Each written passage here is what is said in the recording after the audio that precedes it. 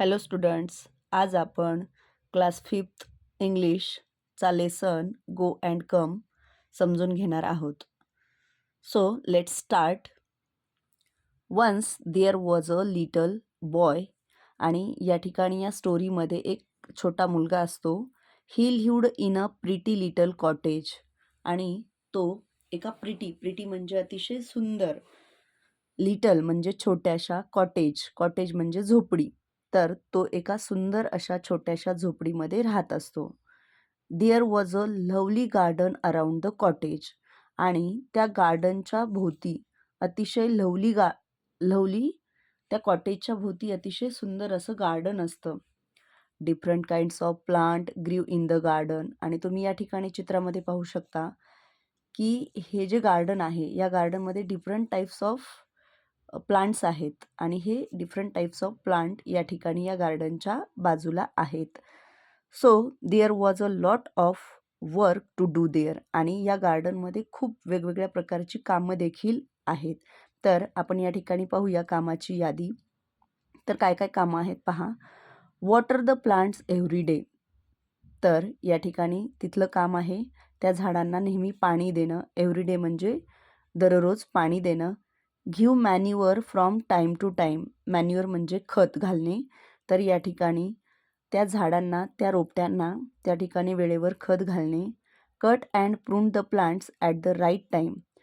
Cut म्हणजे कापणी करणे, प्रून म्हणजे छाटणी करणे. तर ते जे प्लांट्स आहेत त्या प्लांट्सची वेळेवर छाटणी करणे, कापणी करणे, हे देखील या ठिकाणी काम आहे या गार्डनमधील. त्यानंतर पुढचं काम आहे weed the garden. Weed the garden म्हणजे त्या गार्डनमधली खुरपणी करणे किंवा तृण काढणे, ज्याला आपण गवत काढणे देखील म्हणू शकतो. वीड द गार्डन म्हणजेच गवत काढणे. क्लीन द गार्डन म्हणजेच ते गार्डन स्वच्छ ठेवणे. अशा पद्धतीची या ठिकाणी या गार्डनमधली कामे आहेत, कामाची लिस्ट आहे. Everybody in the little boy's family helped to take care of the garden. आणि एव्हरीबडी म्हणजे प्रत्येकजण. लिटल बॉईज फॅमिली, तो जो छोटा मुलगा आहे त्याच्या फॅमिलीमधले प्रत्येकजण त्या ठिकाणी टेक केअर करायचे म्हणजे काळजी घ्यायची. कोणाची? तर गार्डनची. पुढे पाहूया.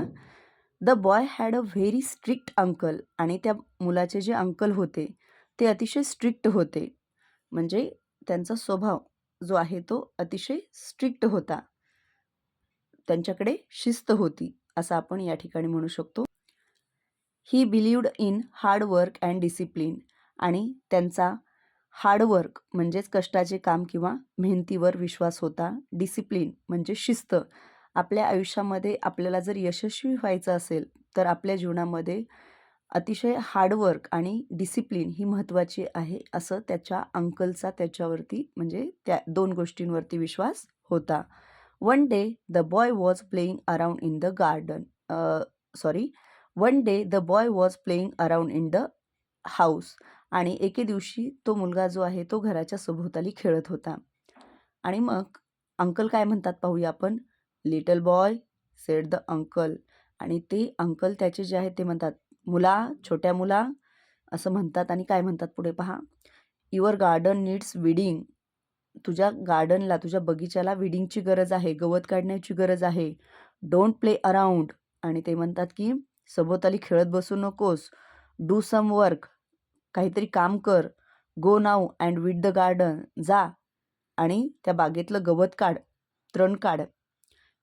The little boy did not feel like weeding that day. आणि तो जो छोटा मुलगा होता ना मुलांनो, आता छोट्या मुलांचं कसं मनावर कामं असतात, है की नाही, त्यांचा मूडवरती कामं असतात. मग त्या मुलाला त्या दिवशी विडिंग करायला त्याचा मूड नव्हता, म्हणजे गवत काढण्याचा त्याचा मूड नव्हता. I can't do it he said. मी हे नाही करू शकत असं तो म्हणाला. Oh yes you can. होय तुला करावंच लागेल. Sed the uncle. तू करू शकतोस असं त्याचे अंकल त्याला म्हणाले. Well I don't want to, not just now said the little boy. आणि तो मुलगा म्हणाला की ठीक आहे, परंतु आय डोंट वॉन्ट टू, मी आता नाही करणार. नॉट जस्ट नाऊ, आता नाही करू शकत. Sed the little boy. But you must sed his uncle. आणि त्याचे अंकल म्हणाले की करावंच लागेल. Don't be naughty. आगाऊपणा करू नकोस, खोडकरपणा करू नकोस. But go at once and do your work. जा आणि तुझं काम कर. This is an order. आणि ही हुकूम आहे, आज्ञा आहे असं समज, असं त्याला ते रागावून खडसावून सांगतात. Get up and go. उठ आणि जा, असं ते त्या ठिकाणी त्याला रागवतात आणि गवत काढण्यासाठी पाठवतात. Then the little boy felt sad. आणि तो जो मुलगा असतो त्याला अतिशय सॅड वाटतं, अनहॅपी वाटतं, दुःखी होतो तो. Uncle is so unfair. Uncle खूप अनफिअर आहेत, अन्याय करणारे आहेत, अयोग्य आहेत, असं त्याला वाईट वाटतं. आपण लहान मुलं ही अशीच असतो की आपल्याला मोठ्या माणसांनी जर खेळताना काम सांगितलं तर आपल्याला त्या व्यक्तीचा खूप राग येतो. अगदी त्याच पद्धतीने त्या मुलाला देखील अंकलचा राग आलेला आहे आणि तो म्हणून या ठिकाणी तो म्हणतो की uncle is so unfair. Uncle हे अन्याय करणारे आहेत. अनफिअर म्हणजे अन्याय करणे. ही थॉट म्हणजे त्याला वाटते त्या मुलाला. ही चीन बिगॅन टू ओबल. ओबल म्हणजे डळमळणे. आपण नाही का रडताना वगैरे आपलं चीन जे असतं ते असं डळमळतं, आपल्याला रडू आल्यासारखं होतं. He had a lump in his throat. आणि त्या ठिकाणी लंप म्हणजे औंढा येणे, जसं की आपल्या असं घशातून आपण औंढा गिळतो म्हणजे आपलं रडायला होणे, असं या ठिकाणी त्याची सिच्युएशन होते. His eyes welled up. आणि त्याचे डोळे पाणावतात, त्या मुलाचे डोळे पाणावलेले असतात.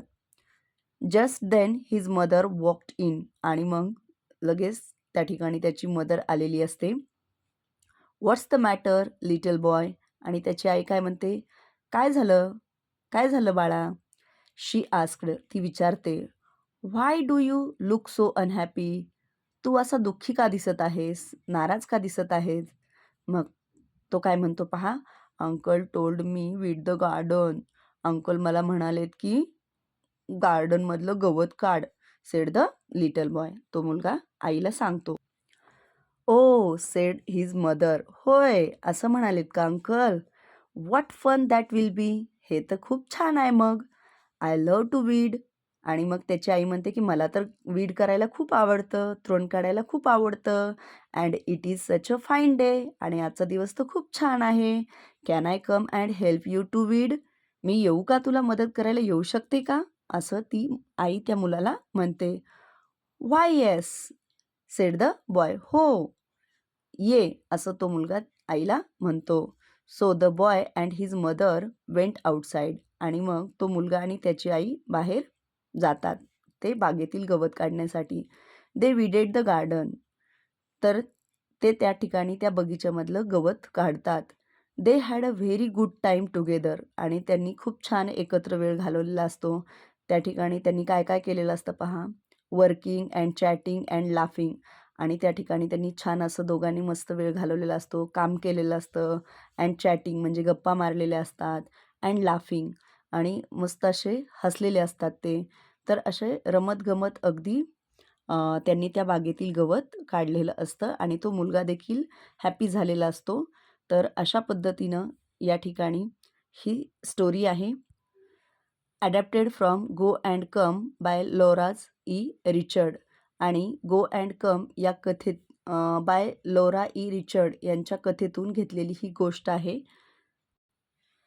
या कथेतून आपल्याला मेहनत व परिश्रम व त्याचबरोबर शिस्तीचे महत्त्व समजावून सांगण्याचा प्रयत्न केला आहे. तर आय होप तुम्हाला ही स्टोरी नक्कीच आवडली असेल, समजलीही असेल. धन्यवाद.